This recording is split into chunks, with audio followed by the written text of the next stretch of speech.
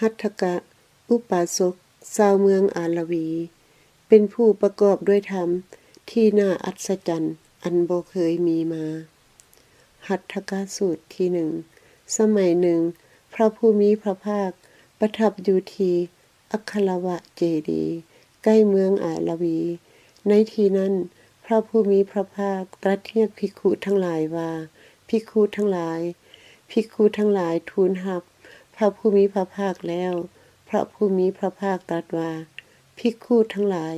พวกเจ้าทั้งหลายจงทรงจำหัตถกะอุปาสกชาวเมืองอาราวีว่าเป็นผู้ประกอบด้วยธรรมที่น่าอัศจรรย์อันบ่เคยมีมา7ประการ7ประการเป็นอย่างใดภิกขุทั้งหลายหัตถกะชาวเมืองอาราวีเป็นผู้มีศรัทธามีศีลมีหิริมีโอตตัปปะเป็นพหูสูตรมีจาคะมีปัญญาภิกขุทั้งหลาย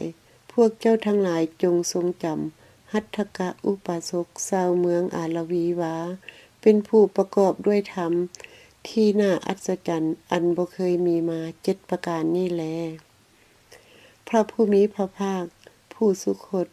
คันได้ตรัสพระดำรัสนี้แล้วเสด็จลุกจากอาสนะเข้าไปสู่พระวิหาร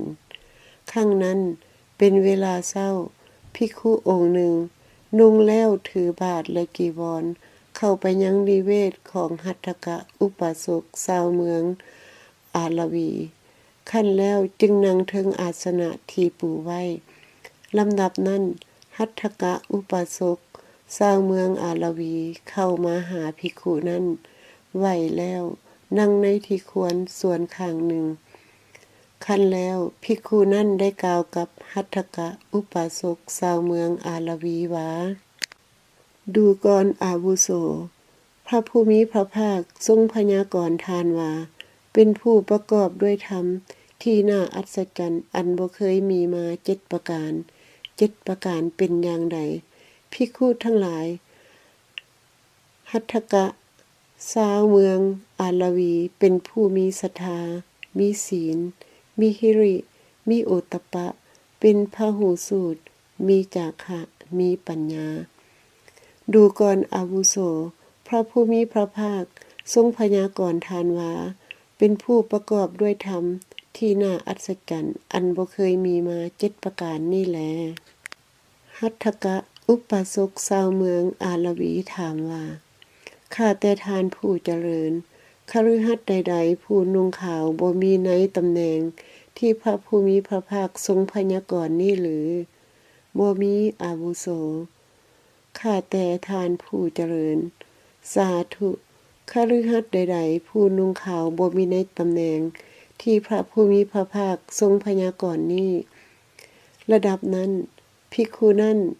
รับบิณฑบาตในนิเวศของหัตถกะอุปาสกชาวเมืองอาราวีแล้ว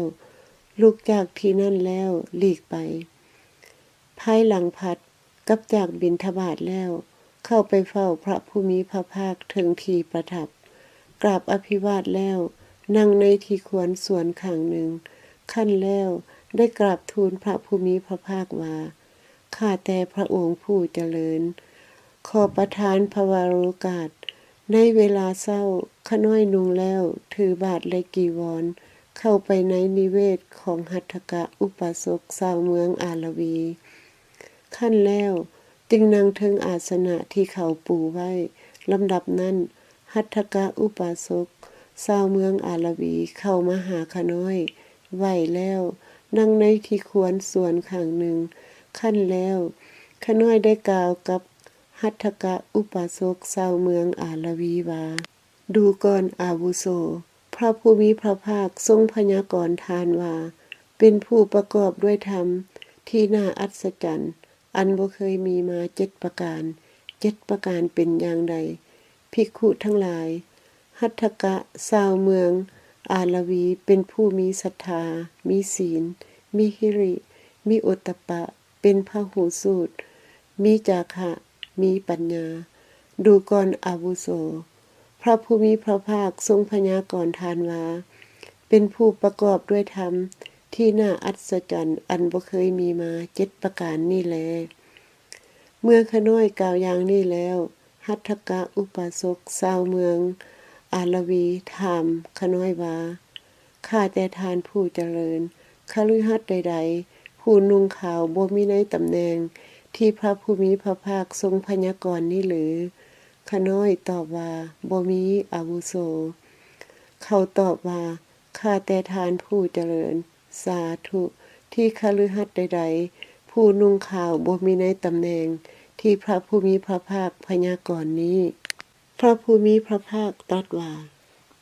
ดูก่อนภิกขุถึกแล้วกุลบุตรนั้นมีความปรารถนาน้อยบ่ปรารถนาให้คนอื่นฮู้กุศลธรรมที่มีอยู่ในตนดูก่อนภิกขุถ้าอย่างนั้นเจ้าจงทรงจำหัตถกะอุปาสกชาวเมืองอาลวีไว้ว่าเป็นผู้ประกอบด้วยธรรมที่น่าอัศจรรย์อันบ่เคยมีมานี้คือ